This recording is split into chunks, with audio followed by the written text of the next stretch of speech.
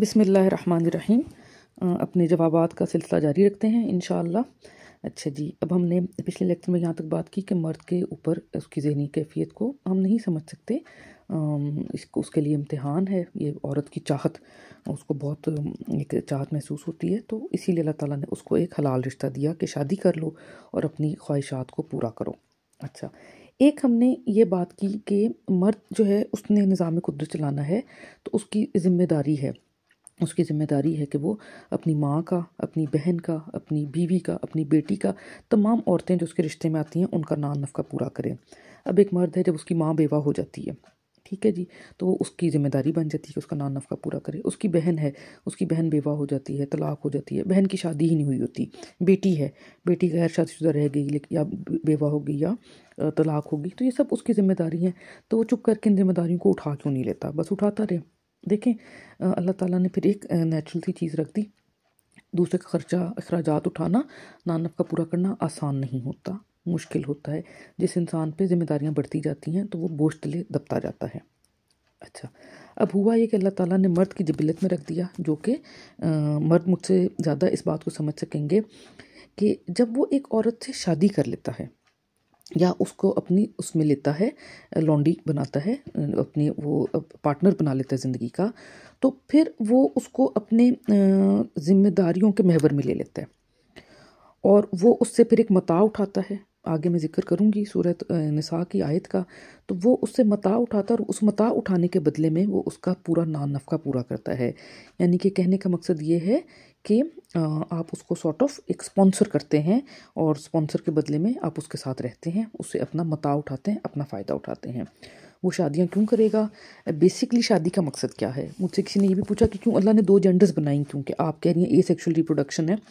تو دیکھیں اللہ تعالیٰ نے تو پھر ایک بڑھاتے گئے خوبصورتی اس چیز میں، دنیا میں پہلے زمین و آسمان بنائے، اپنا عرش بنایا، پھر یہ پلانٹس بنے، پھر ان کے اوپر جو ہے جس طرح بھی اکٹھے ساری زندگی آئی یا آہستہ آہستہ کر کے آئی۔ ہم سائنس کو دیکھیں یا پیور ان علماء کو دیکھیں جو سائنس کو نگیٹ کرتے ہیں، بٹ اللہ نے خوبصورتی ڈالی ہر چیز میں۔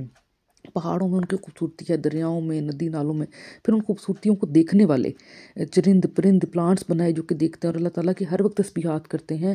رب العزت نے قرآن میں کہا کہ حضرت داؤد علیہ السلام کے ساتھ تسبیح کرتے تھے چرند پرند اور پہاڑ، تو یہ سب چیزیں بنائی۔ تو اس طرح تو اللہ تعالیٰ نے بیوٹی بڑھانے کے لیے اللہ تعالیٰ نے مرد اور عورت کو بنایا اور جوڑے بنائے۔ جوڑے اللہ تعالیٰ نے ہر چیز میں بنائے، پلانٹس میں بھی بنائے، اینیمل میں بھی بنائے، اور پھر انسانوں میں بھی جوڑے بنائے۔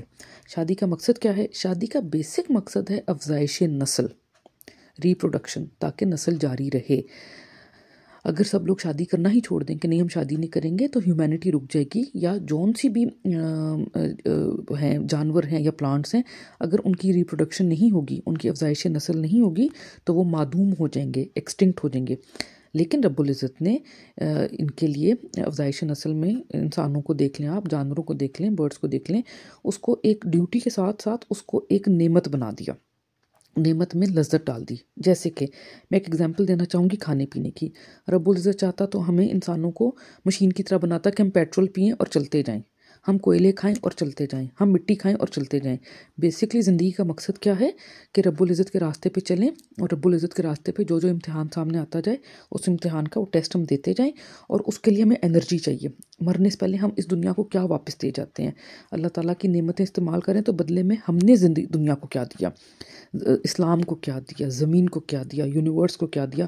ہم خود میں انرجی رکھیں کہ نیکیوں کے کام، اچھائی کے کام، اور وہی انرجی لوگ برائی میں استعمال کرنا شروع کر دیتے ہیں، برے برے بادشاہ بن جاتے ہیں، برے برے انسان بن جاتے ہیں۔ تو رب العزت نے وہ انرجی ہمارے پاس فوڈ میں سے آتی ہے، تو رب العزت چاہتا تو ہم پیٹرول پی لیتے، ہم کوئلہ، لیکن رب العزت نے اس فوڈ کو ایک انرجی کے سورس کے علاوہ ایک نعمت بنا دیا، انتہائی لذیذ، انتہائی ٹیسٹی۔ ہم جس کو نمکین چیزیں اچھی لگتی ہیں وہ نمکین کھانے زیادہ کھاتا ہے، جس کو پھل زیادہ اچھے لگتے ہیں وہ پھل زیادہ کھاتا ہے، اور وہ پھر رب العزت کی نعمت کا فائدہ اٹھاتا ہے، اور پھر رب العزت ایکسپیکٹ کرتا ہے کہ میرا اب شکر ادا کرو اور میری اب تابعداری کرو۔ اسی طرح افزائش نسل کو، اس رشتے کو رب العزت نے اس لیے بنایا کہ نسل پوری چلتی رہے، لیکن ساتھ اس میں ایک اللہ تعالیٰ نے لذت ڈال دی، ایک مزہ ڈال دیا تاکہ کہ اللہ تعالیٰ کی نعمت بن گئی اور انسان اس نعمت پہ اللہ تعالیٰ کا شکر بھی ادا کریں۔ اب یہ جو LGBTQ کی نحوست آئی ہوئی ہے قوم لوط کی، سب سے اللہ تعالیٰ کی ناپسندیدہ ترین حرکتوں میں سے جو حرکت ہے، میں اس کو بار بار کنڈیم کرتی ہوں، ہم سب کنڈیم کرتے ہیں۔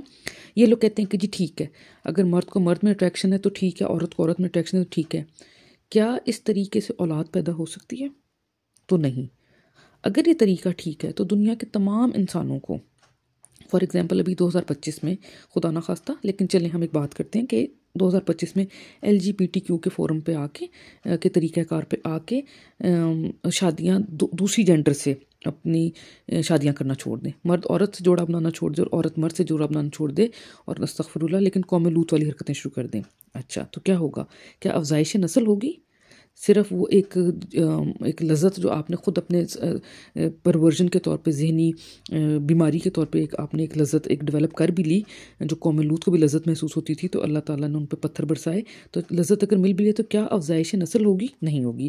تو 2025 میں اگر سب لوگ خدا نہ خواستہ لیکن LGBTQ بن جاتے ہیں یا ان کے طریقہ کار سے اپنی ریپروڈکٹیو لائف یا اپنی سیکشل لائف گزارنا شروع کر دیتے ہیں، جنسی تعلق اس لحاظ سے گزارنا شروع کر دیتے ہیں، تو سوچ لیں کہ 20 سال 30 سال 50 سال کے اندر انسانیت تو ختم ہو جائے گی، کوئی بچہ پیدا ہوگا ہی نہیں، تو پھر انسان کیسے افزائش نسل کیسے ہوگی؟ تو یہ بالکل غلط بات ہے۔ اچھا اب ہم بات کرتے ہیں کہ پھر مرد شادی کیوں کرے گا؟ کہ وہی بات کہ جب وہ اس کو ایک عورت اس کی ذمہ داری میں آ جائے گی، اس سے ایک فائدہ اٹھائے گا، تو پھر وہ اس کو بوجھ نہیں لگے گی۔ یہ بات مرد اچھی طرح سمجھ سکتے ہیں کہ ان کی بیوی ان کو ایک بڑی ایک اونرشپ ہوتی ہے کہ میری بیوی ہے، میرے بچے ہیں، اور جن کے پاس لانڈی ہوتی ہوگی ان کو ہوتا ہوگا میری اونرشپ ہے، میری لانڈی ہے، تو وہ پھر اس کی ذمہ داری زیادہ آسانی سے اٹھا لیتے ہوں گے۔ جس طرح سے اب میں بات کروں گی کہ سورہ نساء میں، اچھا قرآن میں بار بار متاع لفظ آتا ہے، تو متاع کا مطلب ہے جو اردو میں بھی ہم استعمال کرتے ہیں فائدہ اٹھانا، فائدہ اٹھانا۔ تو سورہ نساء میں فائدہ اٹھانے کے معاملے میں ایک کیا آئی ہے آیت مبارکہ ہے، بسم اللہ الرحمن الرحیم، فَمَسْتَمْتَعْتُمْ بِهِ مِنْهُنَّ فَآتُوهُنَّ أُجُورَهُنَّ فَرِيضَةً، پھر جب متاع اٹھا چکے تم اس چیز کا ان سے، یعنی کہ ان عورتوں سے، تو دے دو ان عورتوں کو اجرت ان عورتوں کی جو فرض کیا تھا۔ یہاں پہ بات ہو رہی ہے کہ جب مرد نے عورت سے متاع اٹھا لیا، کسی بھی جگہ قرآن میں یا حدیث میں یہ لفظ نہیں ہے کہ عورت نے مرد سے متاع اٹھا لیا۔ دیکھیں ایک ہے لذت، تو اللہ تعالیٰ نے عورت کے لیے بھی اس میں ڈال دی۔ یہ بات نہیں ہے کہ ہم کہیں کہ صرف مرد کو لذت حاصل ہوتی ہے، اس رشتے میں عورت کی بھی لذت ہے، لیکن عورت کو نے متاع نہیں اٹھایا۔ یہ میری بات کو مرد زیادہ اچھا سمجھیں گے کہ مرد اس رشتے میں ایک متاع اٹھا رہے ہوتے ہیں، جس کے بدلے میں اللہ تعالیٰ نے کہا کہ جو ہم اردو میں کہتے ہیں کہ مہر دو، حق مہر دو، اس کو اللہ نے قرآن میں کیا کہا؟ اجر ان کا۔ اجر کیا ہوتا ہے؟ اجرہم بدلہ، جزایا، جزا، اجر اور ثواب، یہ تینوں قرآن کریم میں ہم دیکھیں تو بدلہ ہے۔ اچھے کا اچھا اجر، برے کا برا اجر، اچھے کی اچھے جزا، برے کا برا جزا، اچھے کا اچھا ثواب اور برے کا برا ثواب۔ یہ الفاظ قرآن کریم میں اچھی چیزوں کے علاوہ عذاب کے لیے، عذاب النار کے لیے، گناہ کی سزا کے لیے بھی استعمال ہوئے ہیں، تو یہ بدلہ ہے۔ تو اللہ تعالیٰ نے واضح طور پہ کہہ دیا کہ جب تم فائدہ اٹھا چکو ان عورتوں کا تو ادا کر دو ان کو اجر ان کا، یعنی یہ مرد جو اسپانسر کر رہا ہے وہ ایک طرح سے اس عورت کو اجرت دے رہا ہے، اور پھر اس عورت میں سے جو اولاد پیدا ہوتی ہے وہ بھی پھر اس کی ذمہ داری بن جاتی ہے۔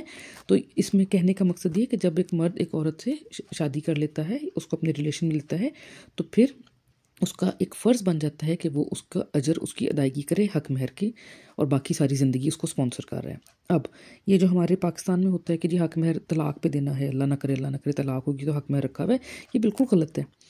حق مہر کا مقصد یہ ہے کہ مرد کہے کہ ہاں جی اب آپ میری اسپانسرشپ میں آ گئی۔ دیکھیں باپ کی تو پیدائش کی وجہ سے اس کی بیٹی اس کی اسپانسرشپ میں ہے، بھائی کی تو ذمہ داری ہے بہن اس کی، جب تک اس کا میاں، بھائی تو آپٹ نہیں کر رہا، بھائی کی تو بہن ذمہ داری ہے جب تک وہ کسی اور کی ذمہ داری نہیں بنتی، ماں اپنے بیٹے کی ذمہ داری ہے۔ ایک مرد جب کسی کو نکاح میں لیتا ہے تو وہ اپنی مرضی سے اس کی ذمہ داری قبول کرتا ہے، وہ اس پہ آپٹ کرتا ہے، اس کی آپشن لیتا ہے کہ ہاں جی میں اس کو اپنی ذمہ داری میں لے رہا ہوں۔ تو پاکستان میں پھر یہ جو کچھ علاقوں میں KPK میں اور اس میں اور سعودی عرب میں بھی یہ جو ہے کہ حق مہر پھر پہلے ادا بھی ہوتا ہے جو، تو وہ والدین رکھ لیتے ہیں، والد صاحب رکھ لیتے ہیں، تو بات وہ یہ کہ پیسے کا لالچ ہے ہر چیز، اور طاقت، پاور ہنگر، پاور کی گیم ہوتی ہے، جو طاقتور ہوتا ہے وہ لے لیتا ہے، حالانکہ حق مہر کا مقصد یہ ہے کہ لڑکی کو ادا کیا جائے، یہ اس کی اجرت ہے۔ سورہ نساء کی ایک آیت پڑھ کے پوری بات سمجھ آ جاتی ہے۔ اب ہم بات کرتے ہیں کہ جب بیوی ہے تو پھر لونڈی کیوں؟ پچھلے سے پچھلے میں بھی ہم نے مین لیکچر میں ذکر کیا تھا کہ یہی بات جو ابھی بھی ہم کر رہے ہیں کہ مرد کو بہت زیادہ ایک تو خواہش ہوتی ہے، ہر مرد کا ہی تقریباً ہر مرد کا ہی دل کرتا ہے کہ اس کی ایک سے زیادہ عورت کے ساتھ زندگی گزرے، وہ اپنی نفسانی خواہش پوری کرے، مرد کے جبلت کے اندر شامل ہے، اور یہ اس کا امتحان ہے کہ اس کو پھر وہ حلال رکھے۔ میں بار بار یہ بات کروں گی۔ اچھا، اب یہ ہوا کہ پرانے وقتوں سے ہم نے ذکر کیا کہ حضرت ادریس علیہ السلام کے دور میں پہلا جہاد ہوا تھا۔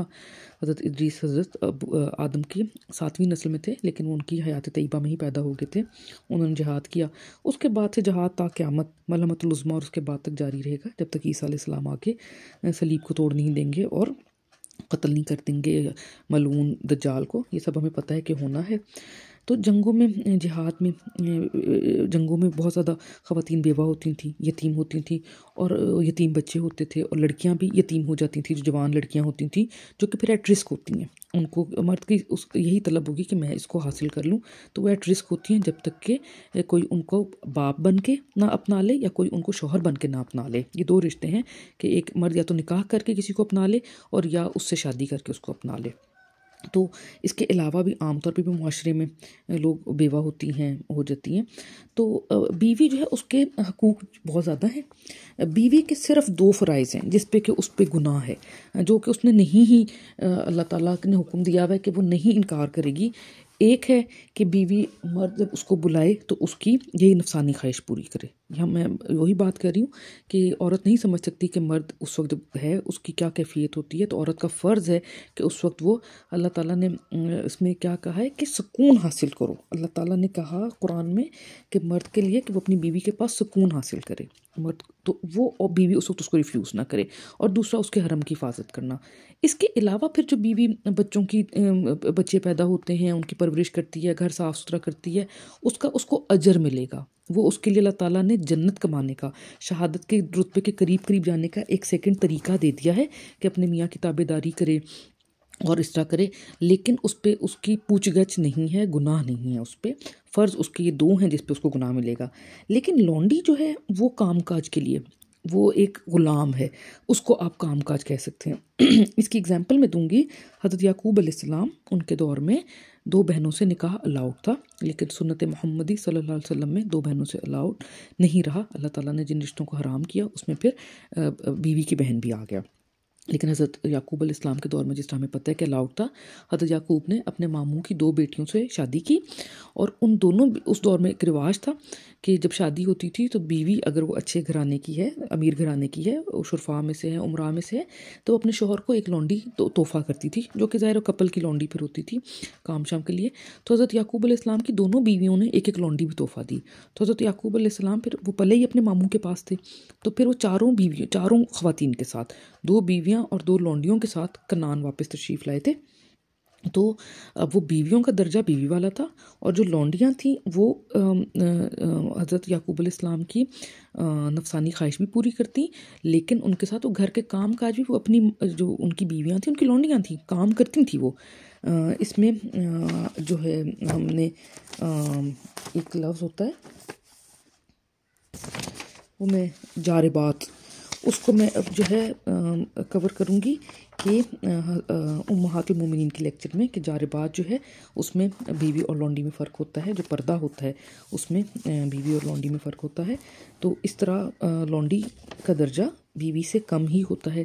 لونڈی کے بارے میں مرد کو پوچھا نہیں جائے گا، زندگی میں صرف ایک دفعہ اس کے پاس گیا تو بھی اس سے پوچھا نہیں جائے گا کہ برابری کے طور پہ کیوں نہیں گئے، کہ جب ایک مرد کی آلریڈی ایک بیوی ہے اور اس نے 3 لونڈیاں رکھ لیں، تو وہ ایک بیوی کے ساتھ بھی اس کے پھر بیوی کا درجہ حقوق میں زیادہ رہے گا، اور بیوی کے پاس اس نے ایک خاص اس لحاظ سے اس کی کرنی ہے پوری ذمہ داری، اور اس کے پاس جانا ہے، جبکہ لونڈی کے بارے میں پوچھ گچھ نہیں ہوگی، سوائے اس کے کہ ایک ڈیسنٹ ریزنیبل وے میں اس کو شیلٹر اور کھانا پینا اور سایہ اور سب کچھ دے، اور ہاں جب اولاد پیدا ہوگی تو وہ ایبسلوٹلی برابر ہے۔ ٹھیک، اب جب لونڈیاں جنگوں میں آتی تھیں، پیور جہاد میں جو آئی، تو اب ایک کو جہاد میں آئیں تو وہ پھر نان مجاہد کو بھی تحفتاً دی جا سکتی ہے. یہ بات نہیں ہے کہ صرف مجاہد کو ملے گی، جہاد میں ملی تو پھر وہ نان مجاہد کو بھی تحفتاً دی جا سکتی ہیں.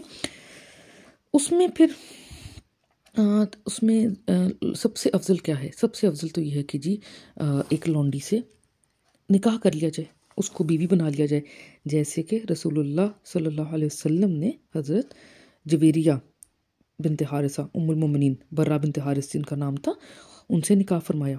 ٹھیک، اسی طرح ہم ایک لیکچر میں نیکسٹ رکھوں گی امہات المومنین کے بارے میں، جس سے ہمیں پتہ چل جائے بیوی اور لونڈی کا فرق. تو اسی طرح ان سے رسول اللہ نے ان کو آزاد کیا اور ان سے نکاح فرما لیا. اور اسی طرح ام المومنین حضرت صفیہ بنت حی جن کا نام حضرت زینب تھا بیسکلی، ان کو بھی خیبر میں لونڈی بن کر آئی تھیں. فتح ہوا تھا جب خیبر کی جنگ، تو قیدی بن کر آئی تھیں. تو رسول اللہ صلی اللہ علیہ وسلم نے ان کو اسلام کا پیغام دیا اور پھر انہوں نے اسلام قبول فرمایا اور رسول اللہ نے ان سے نکاح فرما لیا. یہ لونڈیاں تھیں. جبکہ آخر میں حضرت ماریہ قبطیہ رضی اللہ عنہا، وہ رسول اللہ صلی اللہ علیہ وسلم کو تحفتاً دی گئی تھیں، تحفے میں دیا. وہ ایک لونڈی تھی، ان کو الیگزینڈریا کے بادشاہ نے ان کو تحفتاً دیا. تو رسول اللہ صلی اللہ علیہ وسلم نے ان کو وہ لونڈی کے طور پہ ہی رہیں. اور ہمارے شہزادے حضرت ابراہیم رضی اللہ عنہ، رسول اللہ صلی اللہ علیہ وسلم کی تمام اولاد حضرت خدیجہ رضی اللہ عنہا ام المؤمنین سے پیدا ہوئی، سوائے حضرت ابراہیم رضی اللہ عنہ کے. وہ حضرت ماریہ قبطیہ رضی اللہ عنہا کے بطن سے پیدا ہوئے تھے، اور وہ اسی طرح برابر تھے تمام اولاد کے. الحمدللہ اللہ کا کرم ہے، اس میں کوئی فرق نہیں. جو کم عقل مسلمان اور دشمن اسلام کے جو نان مسلمز ہیں وہ فضول باتیں کرتے ہیں، تو ایسی اولاد میں کوئی فرق نہیں ہوتا، اولاد بالکل برابر ہوتی ہے. اور حضرت ماریہ قبطیہ سے جو علماء کرام یہ کہتے ہیں کہ جی نکاح ہو گیا تھا، تو اس پہ بہت زیادہ اسٹرانگ رائے ہے کہ حضرت ماریہ قبطیہ لونڈی تھیں، ان سے رسول اللہ صلی اللہ علیہ وسلم نے نکاح نہیں فرمایا تھا. اور یہ ہمارے لیے ایک ایگزامپل سیٹ کرنے کے لیے تھا، کیونکہ رسول اللہ کو تو اللہ تعالیٰ نے اجازت دی تھی کہ جتنے مرضی نکاح فرمائیں. 4 کی ممانعت ان پہ نہیں تھی، 4 کی بندش نہیں تھی، لیکن ایک ایگزامپل کے لیے تاکہ باقی لوگ بھی اگر لونڈی رکھتے ہیں تو ان میں کیا کہتے ہیں الاؤڈ ہے. اور پھر وہی بات کہ لونڈی کا جس طرح حضرت ماریہ قبطیہ بھی تھی، تو رسول اللہ جتنی بھی برابری کرتے تھے اپنی بیویوں کے اندر، لیکن ماریہ قبطیہ جو ہیں وہ ایک لونڈی کے طور پر ہی ان سے نکاح نہیں فرمایا تھا. تو یہ الحمدللہ لیکچر کور ہو گیا. اس کے بعد میں اب ایک لیکچر انشاءاللہ نیکسٹ ریکارڈ کرنا چاہ رہی ہوں تاکہ تھوڑا سا ڈیٹیل میں ہم بتا دیں ہماری جو ہے سب سے بڑا ہمارے لیے جو رول ماڈل ہیں وہ رسول اللہ صلی اللہ علیہ وسلم اور ان کی بیویاں، ہماری ان کی جو ازواج مطہرات تھیں بیویاں، اور حضرت ماریہ قبطیہ، یہ ساری امہات المومنین ہیں. سب امہات المومنین کا شرف حاصل ہے سب کو وہ. اور رسول اللہ صلی اللہ علیہ وسلم کی اولاد مبارکہ حضرت زینب، حضرت رقیہ، حضرت ام کلثوم رضی اللہ عنہن، اور حضرت فاطمہ رسول اللہ کی لاڈلی ترین شہزادی ہے رضی اللہ عنہا، اور حضرت علی رضی اللہ عنہ جن کو کہ رسول اللہ نے خود اپنے ہاتھوں میں پرورش کی، بیٹے کی طرح پرورش کی، اور حضرت زید بن حارث رضی اللہ عنہ، اور بہت سارے جن سب کو رسول اللہ نے ٹرین کیا. ہم نے ان کے مطابق زندگی گزارنی ہے، تو سب کی کور کرنا مشکل ہے. تو صرف رسول اللہ صلی اللہ علیہ وسلم کی جو آئیں بیویاں اور لونڈی، ان پہ ایک لیکچر میں نیکسٹ انشاءاللہ کور کرتی ہوں تاکہ ہمیں اور کچھ باتیں واضح ہو جائیں. جو غلطی ہوئی وہ رب العزت مجھے معاف فرما دے. جزاکم اللہ خیر کثیرہ.